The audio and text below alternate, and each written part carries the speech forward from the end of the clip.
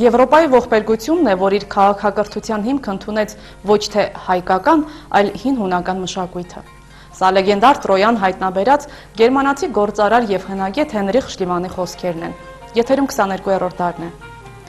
Շլիմանը ոչ միայն հավասարեցնում էր երկու մշակույթները, այլև նախապատվությունը տալիս էր հայկականին,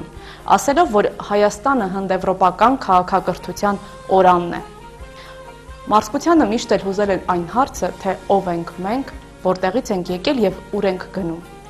Մեր ակունքների որոնումների ընթացքում գիտնականները միշտ էլ բախվում են բազում հիմնահարցերի հետ։ Օրինակ, որտեղ են ծագել կամ ի հայտ եկել հնագույն քաղաքակրթությունների եզակի գիտելիքները։ Տպավորություն է ստեղծվում, կարծես ակնթարթային հեղափոխություն է տեղի ունեցել։ Հայ հնայաբանների վերջին հայտնագործությունները կարող են առիթ տալ, որ մոտ ապագայում հին աշխարհի պատմությունը վերաշարադրվի։ Թեև 100 տարի է ինչ վերծանվել են թե շումերական, թե եգիպտական գրերը եւ ընթերցվել բազմաթիվ արձանագրություններ, սակայն առ այսօր անհայտ է, թե ովքեր եւ որտեղից են իրենց մշակույթը բերել Միջագետք եւ Նեղոսի հովիտ։ Որոշ գիտնականներ կարծիք են հայտնել, որ թե Միջագետքի եւ թե Նեղոսի հովտի քաղաքակրթություններ ստեղծողներն իջել են հայկական լեռնաշխարհից։ Հնագույն քաղաքակրթությունների ուսումնասիրությունների ժամանակ հաճախ Հայաստանն անտեսվել է, կարծես դուրս մնալով համընդհանուր պատմական շրջադարձերից։ Հետազոտողների հետաքրքրությունները համարյա միշտ սահմանափակվել են հիմնականում հին Միջագետքի եւ Եգիպտոսի տարածքների ուսումնասիրություններով։ Բնականաբար, հնարավոր չէր հին քաղաքակրթությունների կազմավորման գործում ամբողջությամբ բացառել Հայաստանի գործոնը։ Բավականին շատ էին ապացույցները, սակայն այս կամ այն պատճառով Հայաստանը համենայն դեպս դուրս էր մղվել հնարավոր առաջնորդների ցուցակից։ Պատմությունը միշտ եղել է քաղաքականացված։ Դա չի եղել քրոնիկա։ Դա չի եղել իրական փաստերի շարադրանք։ Դժբախտաբար ուժեղը թելադրել է իր պատմությունը իր ցանկացած ձևով եւ այդպես ընկալվել է մյուսների կողմից։ Ամբողջ ողբերգությունը այն է, որ մարդկության պատմության վերաբերյալ մեր ունեցած այսօրվա տվյալները ամենևին չեն համապատասխանում այն գրառումներին, որոնք հասել են մեզ։ Հրաշք է, որ մենք այսօր ունենք Մովսես Տորենացու պատմությունը ձեռքի տակ։ Հրաշք է, որ ունենք Կորյունի եւ մյուսներին, որովհետեւ մեկ թագավորից անցում է մյուս թագավոր, արդեն ջնջում էր անցյալի բոլոր իրողությունները։ Պարզապես ոչնչացնում էին, պարզապես անհետանում էր այդ ամենը եւ մեզ հասած տվյալները այս պահին չափազանց սուղ են։ Կան իհարկե գիտնականներ, ովքեր կարծիք են հայտնել այն մասին, որ հայկական լեռնաշխարհի նվաճումները մետալուրգիայի, ճարտարապետության, ռազմական գործում, գինեգործության ասպարեզում ներմուծվել են Ասորեստանում, Պաղեստինում, Եգիպտոսում եւ Հյուսիսային Կովկասում։ Օրինակ անգլիացի արևելագետ եւ հնայաբան Չայլդի կարծիքով հայկական լեռնաշխարհի մշակույթն իր ազդեցիկ հնությամբ եւ արժեքներով կարող է մրցակցել Միջագետքի եւ Նեղոսի հովիտների հնագույն մշակույթների հետ։ Տեխնիկական առաջընթացը երկարատև զարգացում է, որը պետք է արտացոլվի կիրառվող տեխնոլոգիաների էվոլյուցիայի մեջ։ Փուլային զարգացման գործընթացը պետք է արտացոլվի այս կամ այն քաղաքակրթության մշակութային շերտերում։ Այս մասին պետք է վկայեն գտածոները, որոնք կարող էին հնագույն հայտնագործությունների հիման վրա հաստատել այդ քաղաքակրթությունների հեղինակային իրավունքները։ Բացի այդ, վաղ ժամանակաշրջանում Միջագետքի, Եգիպտոսի եւ այլ երկրների առաջադեմ լինելու մասին վկայող իրերը հաճախ ներկրված են եղել։ Այդ են վկայում ճշգրիտ գիտությունների մեթոդների կիրառմամբ իրականացված լաբորատոր հետազոտությունները, սպեկտրալ, ռադիոկարբոնային։ Այնպիսի տպավորություն է ստեղծվում, կարծես մինչև այժմ հայտնի առաջադեմ քաղաքակրթությունները սնվել են ինչ-որ անհայտ աղբյուրից, որն ապահովել է նրանց մշակութատեխնիկական աճը։ Ժամանակն է, որ մենք տոնենք դասական պատմության այդ շղթաները, կոչումների այդ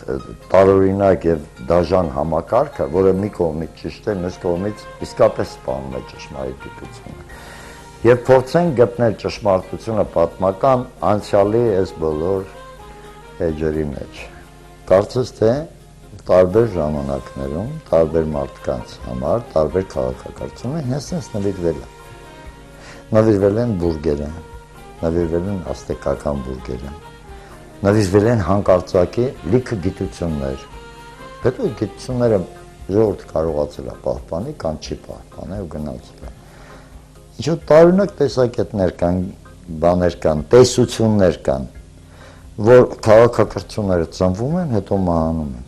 Պատմաբաններին միշտ էլ հուզել այն հարցը, թե որտեղից են սկիզբ առել այդ զարմանահրաշ գիտելիքները։ Որոշ պատմական աշխատություններում ներկայացվում է, իբր հայ ժողովուրդը կազմավորվել է մեր թվարկությունից առաջ 6-րդ դարում։ Հայ ժողովրդի կազմավորման մեր թվարկությունից առաջ 6-րդ դարը մեր տեղական որոշ պատմաբանների մատուցմամբ սովորեցնում են նաև Հայաստանի դպրոցների 6-րդ դասարանի աշակերտներին։ Հայոց պատմության դասագրքում կարդում ենք, որ հայ ժողովրդի երկար դարեր տևած կազմավորումը ավարտվել է Երվանդունիների օրոք, այն է Քրիստոսից առաջ 6-րդ դարում։ Բայց կան նաև այլ տեսակետներ։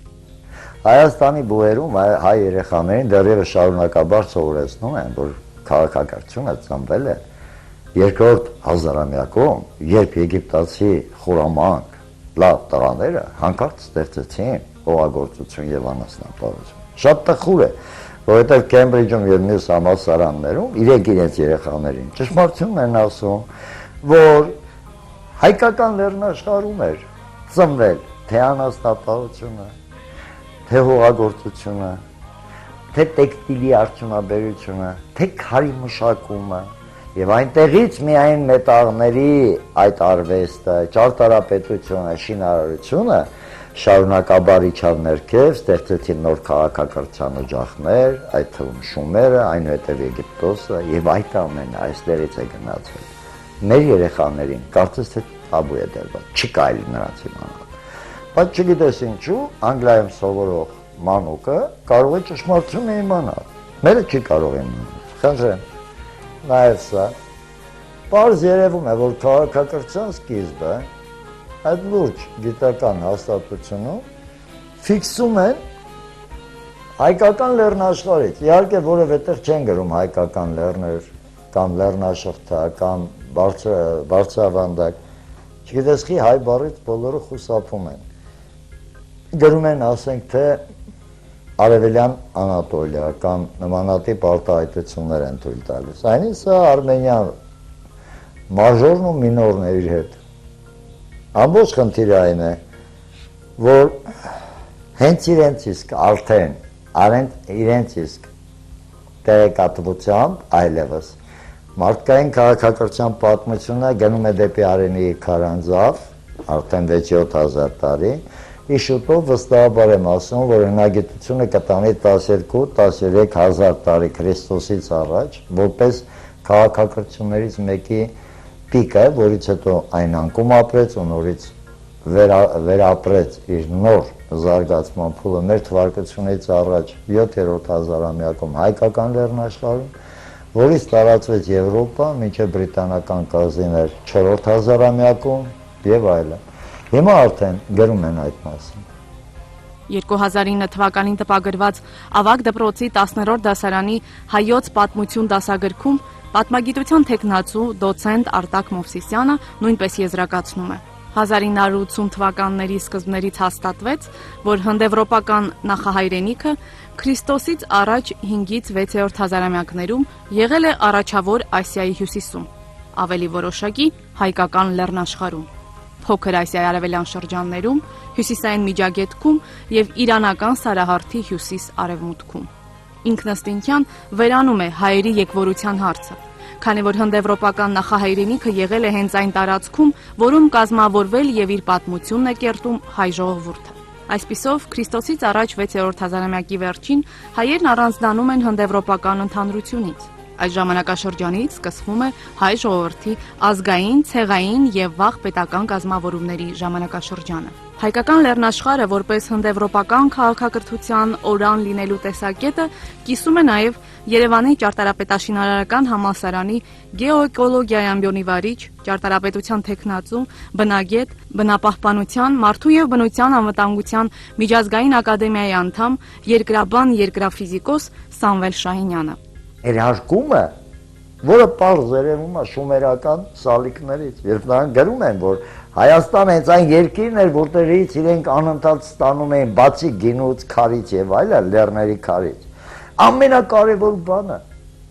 ուսուցչապետեր էին ստանում։ Ուսուցչապետեր ու պատրաստ էին ամեն ինչից հրաժարվելու, միայն այդ դասախոսները, ուսուցչապետերը գնային Հայաստանից, որ իրենց ուսուցիչներին դասեր տային։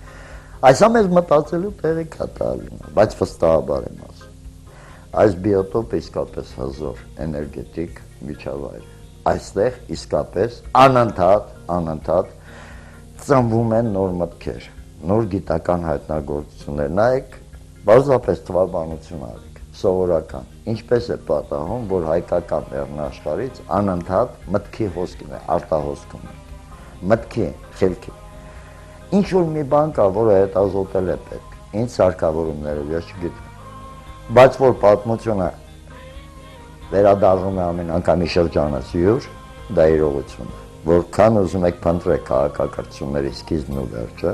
գալիս եք Հայաստան։ Հայ հնայաբանների վերջին տվյալները լրացնում են շատ բաց թողումներ։ Արագած լեռան հարավային լանջերին փռված տարածքում, որը հնուց ի վեր կոչվում է Նավեր, 1975 թվականին հայտնաբերվել են մեծ դամբարանադաշտեր, որոնց ժամանակաշրջանը թվագրվում է մեր թվարկությունից առաջ 3-ից 2-րդ հազարամյակները։ Այս առիթով Փենսիլվանիայի համալսարանի պրոֆեսոր հնայաբան Միշել Ռոդմանը, որ մասնակցում է Շենգավիթի պեղումներին, հայտարարել է, որ բոլոր փաստերը վկայում են, որ մոտավորապես մեր թվարկությունից առաջ 3-րդ հազարամյակում հին Հայաստանի մշակույթը տարածվել է ողջ աշխարհում։ Շենգավիթն ու Նավերը լրացնում են թերի մնացած այն օղակները, որոնց մենք բախվել ենք Միջագետքի մշակույթ ուսումնասիրելիս, ասել է Ռոդմանը։ Ամերիկացի գիտնականի խոսքը համընկնում է հին Միջագետքի աղբյուրների հետ։ Պոեմ Գիլգամեշի մասին, մեր թվարկությունից առաջ 3-րդ հազարամյակ եւ այլն, որոնցում խոսվում է այն մասին, որ Հայաստանից Միջագետք է հասել եւ տարածում գտել գիտության 5 ճյուղ՝ շինարարությունը, մետալուրգիան, հացի արտադրությունը, այգեգործությունը, գինեգործությունը։ Արենին գինեգործության հնագույն օջախներից մեկն է, եթե ոչ հնագույնը։ Աշխարհում շատ հնավայրեր կան, որտեղից գտնվել են գինու կարասներ, սակայն թե շատ հնում ինչպես է գինին արտադրվել, կարելի է տեսնել Արենիի քարանձավում։ Տարածաշրջանում այսպիսի կառույցներ չկան։ Արենիում մենք գործ ունենք հնագույն արտադրական ծավալներ ունեցող գինեգործության հետ։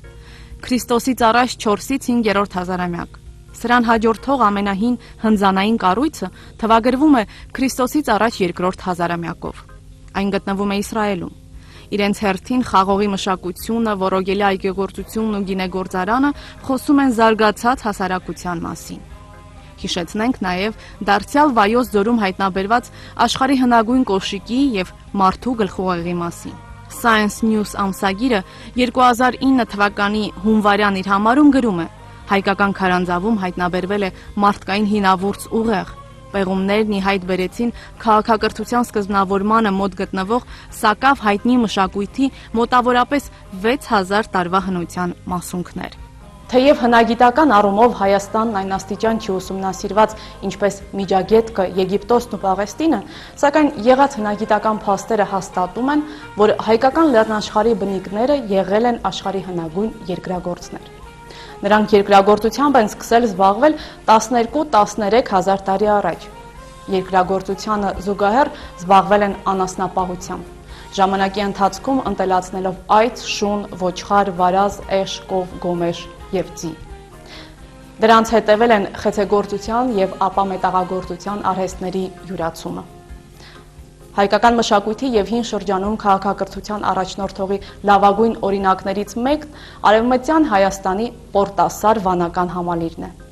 12 հազարամյա տաճարային համալիրի հայտնաբերումը կարող է փոխել մարդկության զարգացման տեսությունը։ Դեռևս մանուկ հասակից Կլաուս Շմիդտը սիրում էր ուսումնասիրել քարանձավներն իր հայրենի Գերմանիայում, հույս ունենալով հայտնաբերել նախապատմական պատկերներ։ 30 տարի անց հանդես գալով որպես Գերմանիայի հնագիտական ինստիտուտի ներկայացուցիչ, նա հայտնաբերեց անչափ ավելի կարևոր մի բան՝ տաճարային մի համալիր, որը մոլորակի վրա եղած ցանկացած նմանատիպ կոթողից գրեթե 2 անգամ ավելի հին է։ Այս վայրը ցնցող մի բացահայտում է, ասում է Շմիդտը, կանգնած լինելով մի մենակյաց ծառի տակ, քամահար մի բլրի գագաթին, որը գտնվում է Սիրիայի եւ Թուրքիայի սահմանից 35 մղոն դեպի հյուսիս։ Այն պահին, երբ առաջին անգամ տեսա այս վայրը, հասկացա, որ ունեմ երկու ընտրություն. հեռանալ եւ չասել այդ մասին ոչ ոքի, կամ էլ անցկացնել կյանքիս մնացած ողջ մասն այստեղ աշխատելով։ Գյոբեգլի թեպեի կամ Պորտասարի քարե շրջանակները հենց նրա դիմացն են գտնվում, թաքնված բլրի ելուստի տակ։ Համեմատած Սթոունհենջի, Բրիտանիայի ամենանշանավոր նախապատմական վայրի հետ, նրանք համեստ տեսք ունեն։ Եղած շրջանակներից եւ ոչ մեկի տրամագիծը 30 մետրից չի անցնում։ Հայտնագործությունն աչքի է ընկնում վարազների, աղվեսների, առյուծների, թռչունների, օձերի եւ կարիճների փորագրություններով, ինչպես նաեւ դրանց տարիքով։ Ժամանակագրված մոտ մեր թվարկությունից առաջ 9500 թվականով այս քարերը 5500 տարով ավելի հին են, քան Միջագետքի առաջին քաղաքները, եւ մոտ 7000 տարով էլ հին են Սթոունհենջից։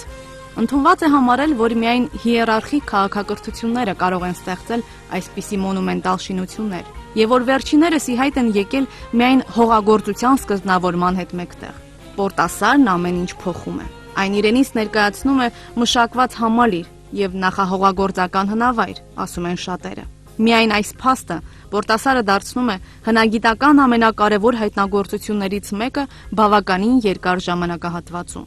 Գյոբեգլի թեպեի մշակույթը, որպեսզի 12000 տարի առաջ, մեր թվարկությունից առաջ, 9500 թվականին իրանք հողով ծածկեցին այդ բոլոր տաճարները եւ գնացին հարավ, փնտրելու այն վայրերը, որը որ սառցազերծ էր, 18000 տարի առաջ տեսնում եմ մի անգամից բուռն ծագում մշակույթի ամեն ինչ։ Անկում 12000 տարի առաջ եւ հետո մեր թվարկությունից առաջ 7-րդ հազարամյակից սկսած մի հատ խելագար նորից պորտկում։ Հենց որ մեզ վերջի տվյալներով հայերենը, որ ամենահին կենդանի լեզուն է եւ ունի 7000 տարուց ավել պատմություն, միանգամայն հավանական եմ համարում։ Այժմ, երբ մի տասնամյակ տևած պեղումներից հետո դուրս է բերվել հնավայրի մի մասը միայն, դժվար է ասել, թե Պորտասարն ինչ նշանակություն է ունեցել այն մարդկանց համար, ովքեր այն կառուցել են։ Ոմանք կարծում են, որ այն եղել է պտղաբերության ծեսի վայր, յուրաքանչյուր շրջանակի կենտրոնում տեղադրված երկու բարձր քարերով, որոնք խորհրդանշում են տղամարդու եւ կնոջ։ Շմիդտը թերահավատորեն է վերաբերվում պտղաբերության տեսությանը։ Նա համաձայնում է, որ Պորտասարը հավանաբար կիսաքոչվորական աշխարհի վերջին բարգավաճումն է, որը շատ շուտով պետք է ոչնչացվեր երկրագործության գալուստով։ Եվ նշում է, որ եթե այսօր այն գրեթե անթերի վիճակում է գտնվում, ապա դա այն բանի շնորհիվ է, որ կառուցողները շինարարության ավարտից անմիջապես հետո այն թաղել են տոնաններով հողի շերտի տակ։ Կարծես նրա վայրի կենդանիներով հարուստ աշխարհը կորցրել է իր ողջ իմաստը։ Այս հնագիտական վայրը, սակայն, զերծ է պտղաբերության խորհրդանշաններից, որոնք հայտնաբերվել են նոր քարե դարի այլ հնավայրերում, իսկ տեաձև սյուները, որոնք ակնհայտորեն կիսով չափ մարդկային կերպարանք են հիշեցնում, չունեն սեռային պատկանելություն։ Ես կարծում եմ, այստեղ մեր առջև են աստվածների ամենավաղ պատկերները, ասում է Շմիդտը, մատնանշելով ամենամեծ քարերից մեկը։ Նրանք չունեն ոչ աչք, ոչ բերան եւ ոչ էլ դեմք, բայց նրանք ունեն ձեռքեր եւ դաստակներ։ Նրանք կերտողներ են։ Մարդիկ, որոնք քանդակել են դրանք, իրենք իրենց տվել են մեծագույն հարցերը. ինչ է այս տիեզերքը, ինչու ենք մենք այստեղ։ Հնավայրը պաշտամունքային նշանակության հետ մեկտեղ վանակատի նետասլաքների արտադրության կենտրոն է եղել եւ թվագրվում է մեր թվարկությունից առաջ 10-րդ հազարամյակով։ Համադրությունը հայկական լեռնաշխարհի ժայռապատկերների, քարե աստղադիտարանների եւ հնագիտական հուշարձանների հետ վկայում է, որ Պորտասարը հայոց Միջագետքի հարևան հնավայրերով մտնում է հայոց վաղագույն քաղաքակրթական զարգացումների ազդեցության ոլորտի մեջ։ Հենց որ Հայաստանից դուրս եկող օժանդակող միտքը, նյութը դադարում է, վերջանում է նաև քաղաքակրթության այս օջախի կենսագրությունը։ Ճիշտ այնպես, ինչպես Ալեքսանդրիայում, քանի դեռ խույն գաղթականները կային, հունական մշակույթը գոյություն ուներ։ Հենց որ հույնների արտահոսքը դադարեց, ինքը իր մեջ մեռավ։ Եգիպտոսին պետք չէր այդ հունական քաղաքակրթությունը։ Ոչ մեկին նույն ձևով էլ պետք չէր Գյոբեգլի թեպեի արվեստը։ Գնաց նույն Գյոբեգլի թեպեի արվեստի հետքերը, ապագա նաև հայկական հնագույն ճարտարապետության ու քանդակի հետքերը մենք տեսնում ենք Իռլանդիայում։ Այսօր թուրքերը հայկական պորտասար վանական համալիրն անվանում են Turkish Stonehenge եւ ներկայացնում որպես թուրքական աստղագիտության ժառանգություն։ Այս նորահայտ փաստերը հաշվի առնելով բացառված չէ, որ մոտ ապագայում հարկ կլինի վերաշարադրել հնագույն աշխարհի պատմությունը, սակայն ամեն ինչ իր ժամանակին։ Վերջին տարիների ընթացքում Հայաստանի, Եվրոպայի եւ Ամերիկայի գիտնականները ավելի ու ավելի շատ են խոսում այն մասին, որ հնդեվրոպացիների մշակույթի օրանը հայկական լեռնաշխարհն է։ Օրինակ, Արաքս գետ կա նաեւ Հունաստանում։ Հայկական լեռնաշխարհում Նավարա անունով պետություն է եղել, Իսպանիայում էլ կա։ Հռոմում գիտեին, որ հայերը լավ ձիավարներ ունեն։ Իսկ ահեմենիդների ժամանակ հայկական թագավորները պարսիկներին ձիեր էին տալիս։ Եվ ի վերջո, զուր չէ, որ հազարամյակների ընթացքում հայկական լեռնաշխարհը ցանկացել են գրավել Հռոմը, Պարսկաստանը, Բյուզանդիան, Ռուսաստանը։ Ըստ ժամանակակից որոշ գիտնականների, հայտնի է, որ շումերական մշակույթին նախորդում է մեկ այլ մշակույթ, որը հիմնովին տարբերվում է շումերականից։ Երևանի պետական համալսարանի դասախոս պատմական գիտությունների թեկնածու Արտակ Մովսիսյանը իր աշխատություններում նշում է, որ շումերական մշակույթի գլուխկոտրուկներից է Արատան։ Այսօր Արատան տեղակայվում է Բադաշխանում, Իրանում, Դիլմունում եւ Հայաստանում։ Դեռևս անցյալ դարում սկզբնավորված սեպագիր աղբյուրների ուսումնասիրությունը ցույց է տալիս, որ հին կտակարանի բազմաթիվ, այդ թվում դրախտի, ջրհեղեղի եւ այլ սյուժեները ծագում են հին առաջավորասիական սկզբնաղբյուրներից։ Ուստի եւ անսպասելի չէ, Արարատ երկրանվան կամ նրա որևէ համարժեքի հիշատակությունը հնագույն սեպագիր արձանագրություններում։ Շումերական սեպագիր աղբյուրներում տեղեկություններ են պահպանվել Քրիստոսի ծննդից առաջ 3-րդ հազարամյակում գոյություն ունեցած Արատա երկրի մասին։ Առաջին իսկ հայացքից գայթակղիչ է նմանությունը Արատա եւ Արարատ անունների։ Մանավանդ որ Արատան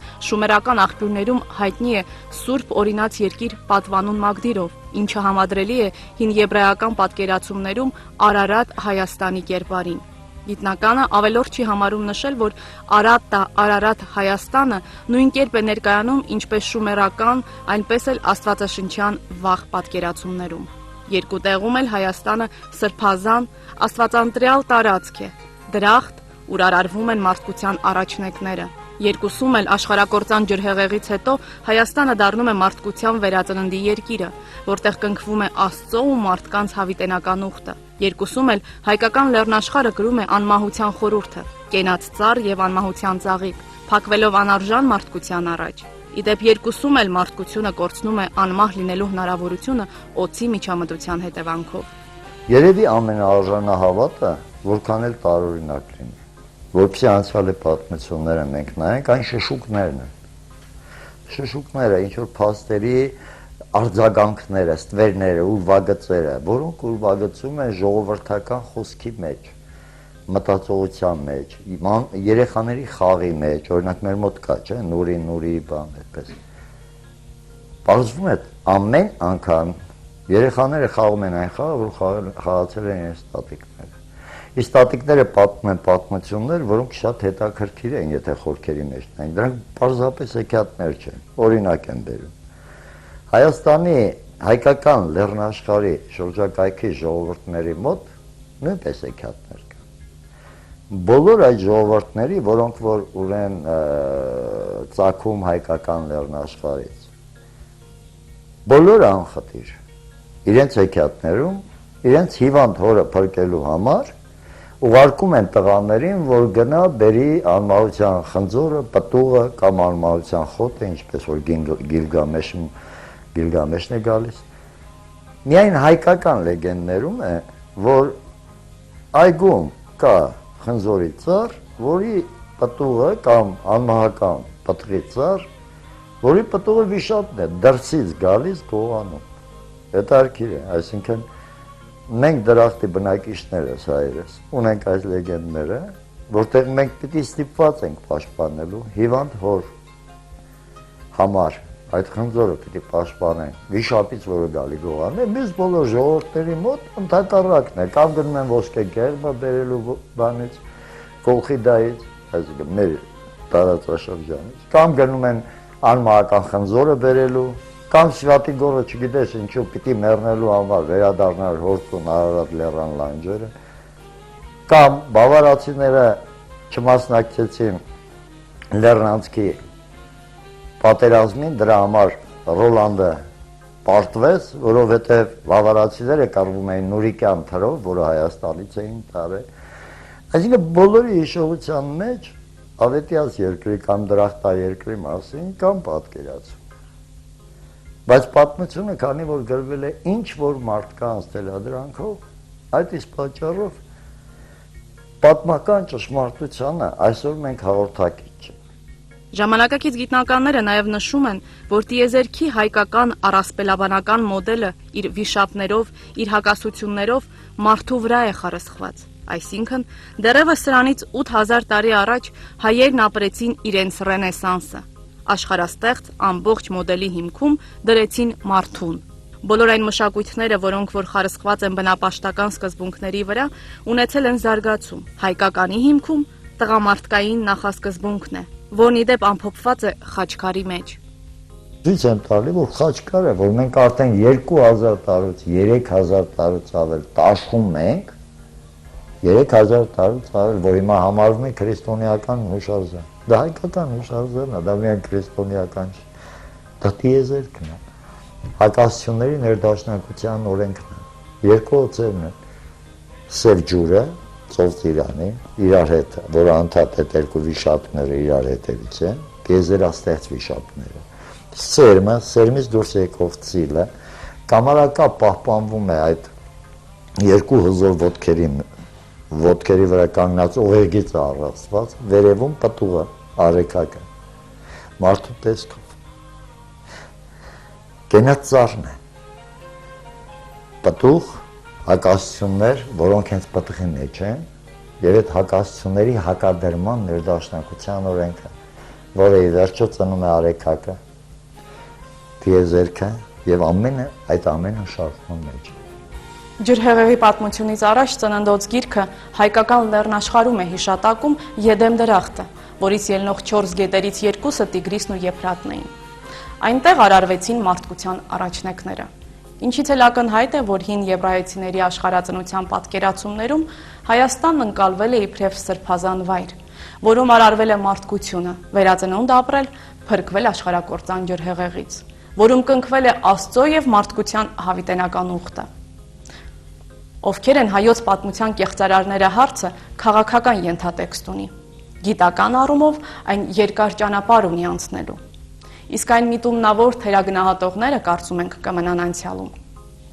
Ժամանակակից գիտնականների շրջանում բազմաթիվ են այն ազնիվ հոգիները, որոնք պատրաստ են հաղթահարել կարծրամտությունը։ Դա դժվարին առաքելություն է, բայց դա է առաքինությունը։ Մենք էլ մեր հերթին պետք է պատրաստ լինենք պատվով ընդունել հայկական լեռնաշխարհը որպես հնդեվրոպական քաղաքակրթության օրան տեսակետը եւ պատասխանատվություն կրել այն հողի համար, որի վրա այսօր քայլում ենք։ Դա դժվարին առաքելություն է, բայց դա է առաքինությունը։ Ցտեսություն։